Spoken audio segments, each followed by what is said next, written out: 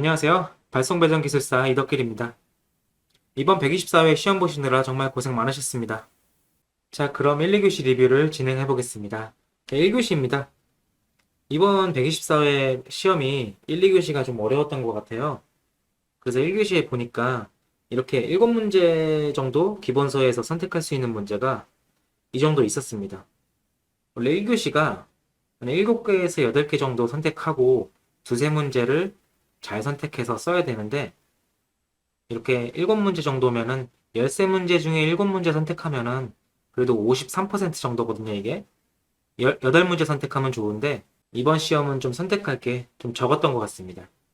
그렇게 해서 이렇게 선택했고 중요한 게 2번, 3번이 이런 거는 좀 지나가는 문제이기도 하고 정책 문제이기 때문에 이런 거는 선택 안 하고 이 8번, 10번, 11번, 13번 이 4개 중에 3개를 이제 선택해야 되는 상황이 진행될 것 같습니다. 2교시입니다. 2교시 같은 경우에는 기출문제에서 선택할 수 있는 게 이렇게 4개가 있었는데 이 1번 같은 경우에는 지나가는 문제고 4번 같은 경우에는 이 유증가스 분석법은 기출문제에 많지만은 이 기계적 변형 진단 같은 경우에는 처음 나오는 거거든요. 이건 실무 문제이기 때문에 이제 기본서에서 선택할 수 있는 문제가 2, 3, 5, 6번이었습니다. 자, 그럼 1교시 1번 문제부터 리뷰를 시작하겠습니다. 자, 1교시 1번 문제입니다. 이 블로킹 다이오드 같은 경우에 113회에 한번 나왔어요. 113회에 10점짜리 문제로 이렇게 나왔었는데 그때는 바이패스 다이오드와 이제 블로킹 다이오드 두 개에 대해서 설명하러 나왔는데 이번에는 블로킹 다이오드 하나만 쓰라고 나왔습니다. 그런데 여기 이제 태양광 문제 같은 경우에는 태양광 기본 문제는 잘 안 나오고 이 태양광에 대한 이슈, 이제 계통 연계나 이런 뭐 신기술 같은 이런 문제가 자주 나와요. 그래서 태양광 발전 같은 경우에 공부를 힘을 실어도 이게 힘을 싣는 문제에서는 잘 안 나오고 좀 한번 지나가는 문제로 자주 나오는 편입니다. 태양광 발전이나 이 신재생 문제 같은 경우에는 이 정책이 너무 지금 활발하게 진행되고 있어서 이런 정책 문제나 이슈 문제가 자주 나옵니다. 그래서 그래도 여기 이제 기출 문제가 있으니까 정리해 놓으신 분들은 1번을 잘 선택했을 것 같습니다. 자, 2번 문제입니다. 이 2번 문제 같은 경우에는 이거 지나가는 문제이기도 하고 이 정책 문제입니다. 그래서 이거를 준비해 갈 수는 없고 이 관련된 업무를 하시는 분들만 쓸 수 있을 것 같습니다. 기술 도서나 기본서 같은 경우에 찾아봐도 이런 내용은 없고 이런 문제는 지나가는 문제이기 때문에 이런 것까지 이제 시험 끝나고 정리하게 되면은 이 아이템 개수가 한 5, 600개로 늘어나게 돼요. 그래서 이제 기본서에 집중하시고 기출문제에 집중해야 됩니다. 네, 1교시 3번 문제입니다. 1교시 3번 문제 같은 경우에 119회 때 소문제 6번으로 나왔어요. 이렇게. 이, 이 10번 문제 이렇게 6가지 쓰는 것도 힘든데 그 중에 이걸 하나를 이제 나올까봐 정리해가지고 이렇게 10점짜리로 쓴다. 이게 조금 힘든 일인 것 같습니다. 그리고 또 전기공학 측면도 아니고 이게 계통 운영이나 경제학 측면이기 때문에 조금 이거 아이템을 가져가는 게 많이 부담스러워요. 그리고 이 실무 관련된 분들이라면 당연히 선택해야겠지만 이게 순수하게 이제 기술사 문제에서 전기공학 측면을 선택하는 게 그나마 낫거든요. 이제 몰라도 기본서 위주로 아니면 원리 위주로 쓸 수 있기 때문에 그런 게 나은데 이런 문제 같은 경우에는 아무리 잘 써도 제 3점 이상 받기가 좀 어렵거든요. 10점 만점에. 모르는 상태에서. 그래서 이제 이번 상품 같은 경우에는 저는 선택을 안 하는 것을 좀 권장드립니다. 자, 1교시 4번 문제입니다. 1교시 4번 문제는 이 선택 문제인데요. 112회 1교시 문제로 한번 나왔습니다. 연임률에 대해서 나왔는데요. 이것도 여태껏 20년 중에 한 번밖에 안 나왔는데 63회부터 이제 한 번밖에 못 봤는데요. 이게 한 번밖에 안 나왔다고 해도 송배전공학의 중요한 내용이기 때문에 이거 준비를 해가야 됩니다. 이렇게 한 번 나온 문제가 기출 빈도가 낮은 과목에서 나왔다면 좀 버려도 괜찮을 만한데 이 송배전공학에서 나오는 문제는 정리를 해가야 좀 좋습니다. 이것과 비슷하게 이제 저번에 나왔던 이제 버드 케이지나 그런 문제들도 한 번 나왔는데 다시 나오기 때문에 연임률 같은 경우에도 준비를 해놓으시는 것을 권장드립니다. 자, 1교시 5번 문제입니다. 이 코로나 문제는 두말할 필요 없이 이렇게 단골 문제입니다. 거의 뭐 2, 3년마다 한번 나온다고 보면 되기 때문에 이 코로나 문제 같은 경우에는 이 10점짜리가 이렇게 많이 나오지만은 25점으로 준비해 놓고 이제 10점짜리로도 간추릴 수 있게 이렇게 정리해 놓은 것을 권장드립니다. 그래서 25점짜리를 준비해 놓으면은 영향을 미치는 요인과 대책에 쓰라 그랬는데 원인과 대책에 대해서 이제 25점짜리 준비해 놓고 각각 써놓으면 되니까 이렇게 준비해 놓으시는 것을 권장드립니다. 이 코로나 같은 경우에는 대부분 선택하셨을 겁니다. 1교시 6번 문제입니다. 이 1교시 6번 문제는 이 보일러에 관한 문제인데요. 이것도 기출이 상당히 많습니다. 최근에는 안 나왔는데 자연순환 보일러, 강제순환, 관류식, 복합순환식 이게 25점짜리로 준비해 놓고 이제 각각 10점짜리로 나올 수도 있고 통틀어서 25점 나올 수도 있기 때문에 이렇게 전체적으로 준비해 놓고 쓰시면 되는데 근데 여기서 또 순환비는 처음 나오는 거기 때문에 이거는 좀 약하게 써도 자연순환 보일러의 원리나 순환력 증가 방법은 기본서에 다 나와 있기 때문에 이런 거 잘 쓰고 순환비에 대해서 조금 떨어지게 써도 어느 정도 쓰면은 6점 이상은 받을 수 있기 때문에 이런 기출 많은 거는 잘 준비해 가시는 것을 권장드립니다. 7번 문제입니다. 7번 문제도 선택 문제인데요. 이것도 원자로 이론편에서 기출이 많기 때문에 이 원자로 이론의 문제에 대해서는 이 핵 분열에 대한 것만 자주 나왔어요. 그래서 감속제나 제어공, 그리고 열중성자에 대해서 거의 핵 분열에 대해서만 나왔는데 이 핵 융합에 대해서는 처음 나옵니다. 이 발전공학의 원자력 파트를 보면은 핵 융합에 대해서도 잘 나오거든요. 그래서 이것을 준비해 가신 분들은 잘 쓰셨을 텐데 그래도 이제 모르면은 핵 분열이라도 써야죠. 이제 핵 융합을 아예 못 쓰고 핵 분열에 대해서만 10점짜리로 써도 그래도 3점에서 4점은 얻을 수 있기 때문에 포기하지 말고 아는 만큼 최선을 다해서 선택을 했어야 됩니다. 자, 8번 문제입니다. 8번 문제 같은 경우에는 기출 문제가 있는 건 아니고 풍력 발전의 연계를 어떻게 할 것인지 이 육상 풍력이나 해상 풍력이나 이걸 어떻게 유기적으로 묶어서 변전소에 보내고 계통 연계를 어떻게 할 건지 원리는 다 비슷하기 때문에 이것도 기출 문제는 없더라도 계통 구성을 어떻게 할 것인지 이런 것을 생각해서 쓰면은 그래도 점수를 아예 안 주는 편은 아닙니다. 그래도 아까 2번, 3번 문제보다는 그래도 쓸 수는 있기 때문에 선택을 하더라도 이런 걸 선택해야 됩니다. 몰라도. 자, 1교시 9번 문제입니다. 이거는 기출 문제가 상당히 많았어요. 이것도 언더리치, 오버리치와 그리고 분리효과에 대해서는 자주 나오는 편이기 때문에 이 문제는 선택을 많이 하셨을 겁니다. 10번 문제입니다. 이 10번 문제는 기출 문제가 있는 편은 아닌데 그래도 이게 선택을 해야 되는 문제예요. 나머지 문제 중에 10문제를 쓰려면은 이것도 선택을 하는 게 좋은 편입니다. 왜냐면은 지금 스텝 볼테이지 레귤레이터잖아요. 단계적으로 전압을 조정한다는 뜻인데 초고압 계통에서 OLTC도 단계적으로 전압을 조정하는 거거든요. 초고압 변전소에서.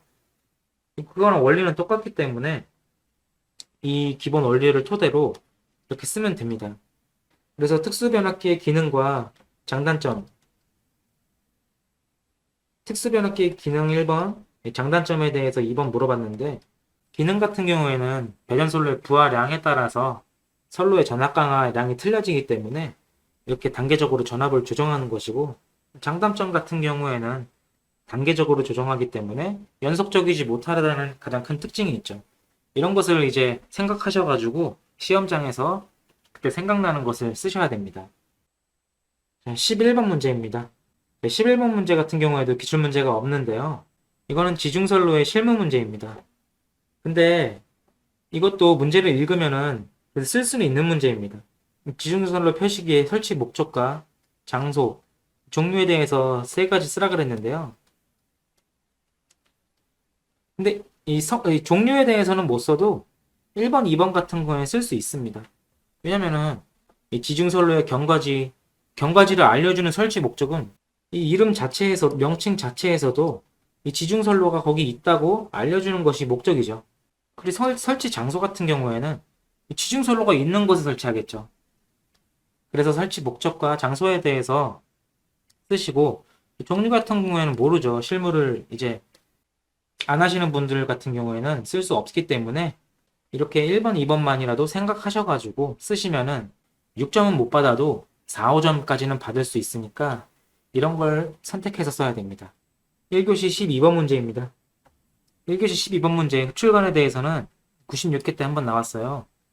근데 96회 때 물어본 게 정말 원리나 정의, 기본적인 거 이제 원리적으로 물어봤는데 그래서 저는 이걸 보고 다음에 이게 10점짜리도 따로 나올 수도 있겠고 또 이렇게 자세하게 물어본 거 보면은 좀 나중에 물어볼 수 있겠다 생각 들어서 좀 정리를 해놨습니다.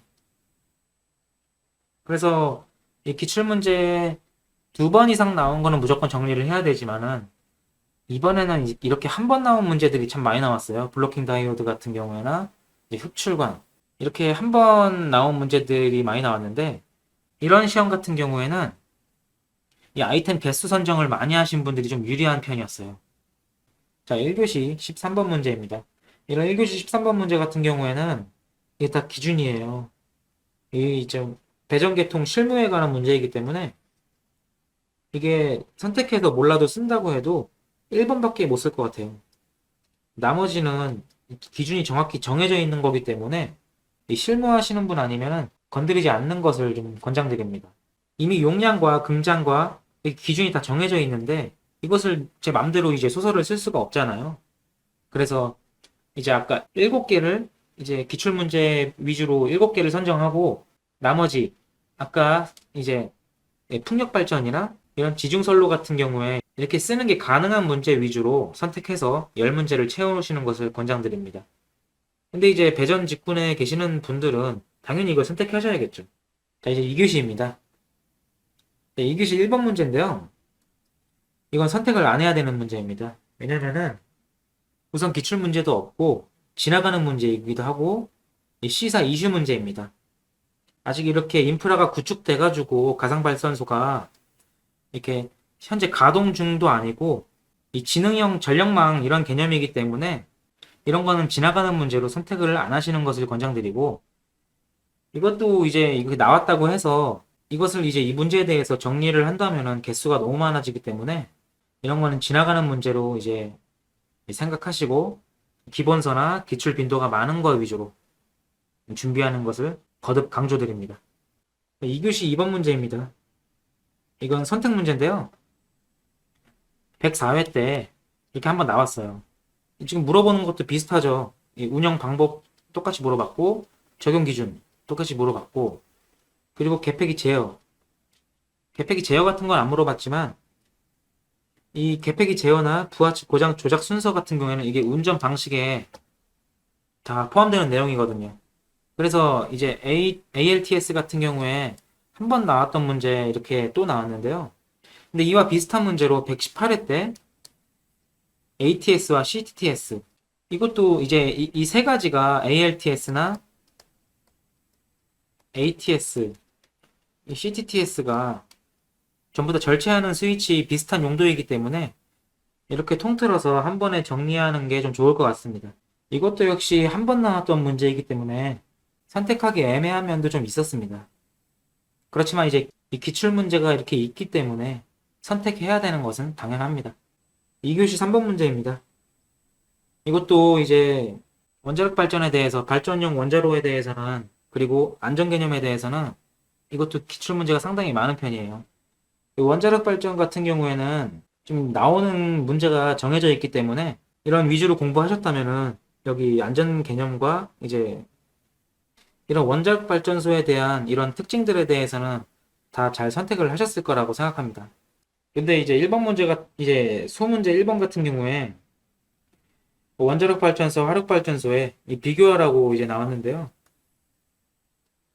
이것도 다 기본서에 있는 내용이기 때문에 저 같은 경우에도 이제 증기 조건 같은 경우에 기본서에 나와 있는 대로 온도와 압력에 대해서 다 정리를 해 놓은 편입니다. 그리고 이제 화력 발전의 증기 조건에 대해서는 이 화력 발전 편에 있기 때문에 이 증기 조건 같은 경우에 이 자연 순환식 보일러와 강제 순환식 보일러 그리고 관류식 보일러 이제 공부할 때 그 증기 조건에 대해서 나오거든요. 그래서 거기 이제 보일러 파트를 공부를 좀 해놓으시는 분들은 이런 거는 잘 쓰셨을 거라고 생각합니다. 그리고 사용 연료 같은 경우에는 이제 기본적인 거고요. 방사능 대책 같은 경우에도 이제 원자력 발전의 안전도 측면에서 기술해야 될 문제이기 때문에 이것도 기본 문제에 속하는 편이었습니다. 2교시 4번 문제입니다. 2교시 4번 같은 경우에는 만약에 유증가스 분석법에 대해서만 쓰라고 나왔으면은 선택을 했어야 합니다. 유증가스 분석 같은 경우에는 20년 동안 이렇게 기출이 3번 있었거든요. 근데 이게 조금 짜증나는 내용인데 이 화학가스 한 10가지 되는 것을 다 외워서 써야 되는데 이런 문제는 순암기입니다. 이런 뭐 원리 이런 게 아니고 순암기이기 때문에 이제 시험 직전에 한 며칠 전에 정리해 놓은 내용을 암기해가지고 시험장에서 다 쏟아내고 오는 그런 문제인데요. 근데 이제 소문제 2번 같은 경우에는 이렇게 처음 나오는 문제, 실무 문제입니다. 저도 이거 면접 공부할 때 송변전 직군에 계시는 부장님한테 이제 들은 내용인데요. 이 변압기도 이제 권선의 두께나 설치 위치 그리고 뭐 재질에 따라서 선로 정수가 다 있는데 이런 것을 이제 정밀하게 측정하는 거라고 해요. 그래서 이제 변압기 시험하시는 분들이나 이제 한전 송변전 직군에 계시는 분들은 이 문제에 대해서는 잘 쓰셨을 거라고 생각됩니다. 자, 2교시 5번 문제입니다. 2교시 5번 문제는 선택 문제입니다. 이 기출 문제가 이 케이블 열화 같은 경우에는 기출 문제가 상당히 많은 편인데 이 문제는 이제 VLF에 대해서 비중이 많이 실린 문제죠. 근데 VLF 같은 경우에는 115회 때 한 번 나왔어요. 근데 115회 때 아까 흡출감 같은 경우에도 되게 자세하게 나왔어요. 그래서 이거는 좀 나중에도 언제든지 물어볼 수 있겠다 싶어서 정리해놨는데 이 115회도 VLF에 대해서 아주 자세하게 나와 있어요. 그래서 이번 시험 같은 경우에는 이렇게 한 번만 나오는 문제들이 상당히 많았는데 좀 꼼꼼하게 정리를 하신 분들이 좀 점수를 많이 획득했을 것 같습니다.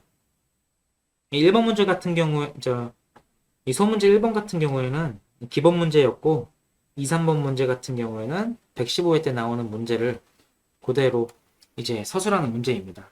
2교시 6번 문제입니다. 2교시 6번 문제는 참 이거 단골 문제입니다. 이것도 너무 많이 나온 문제죠. 이 무효전력 발생원과 소비원 같은 경우에는 좀 이런 거는 시험장에서 그 생각하지 않고 거의 손이 쓰는 수준으로 이제 써야 됩니다. 기출 민도가 많은 편입니다. 그래서 이 6번 문제 같은 경우에는 대부분 많이 선택하셨을 거예요. 그래서 이제 그래도 2교시 같은 경우에는 네 문제를 선택할 수는 있었네요. 원래 이제 2, 3, 4교시 같은 경우에는 세 문제를 잘 선택하고 한 문제를 조금 빈약하게 쓰고 그런 형태인데 그래도 2교시 같은 경우에는 네 문제를 선택할 수는 있었습니다. 자, 이렇게 해가지고 1, 2교시 리뷰를 마칠 건데요. 이 1, 2교시에서 이 기출문제에 한 번 나오는 문제들이 상당히 자주 나왔습니다. 그래서 이제 이렇게 나왔다고 해서 이렇게 한 번 나온 문제들을 전부 다 정리하는 게 아니고 이제 한 어느 정도 이제 한 40전 정도 나올 때까지는 한 150개에서 200개 정도의 아이템으로 기출 빈도가 많은 위주로 그렇게 정리를 해 나가면서 이렇게 나중에 50점대에 다다르면은 이렇게 한 번씩 나오는 문제들까지 건드려서 총 250개에서 300개 정도 이제 준비해서 이렇게 마지막 스퍼트를 달리는 것을 권장드립니다. 처음부터 너무 많이 준비하면은 할 것도 너무 많기 때문에 좀 하다가 진이 빠져서 포기하시는 분들도 많아요. 자, 이렇게 해서 이제 리뷰를 마치겠습니다. 시청해주셔서 감사합니다.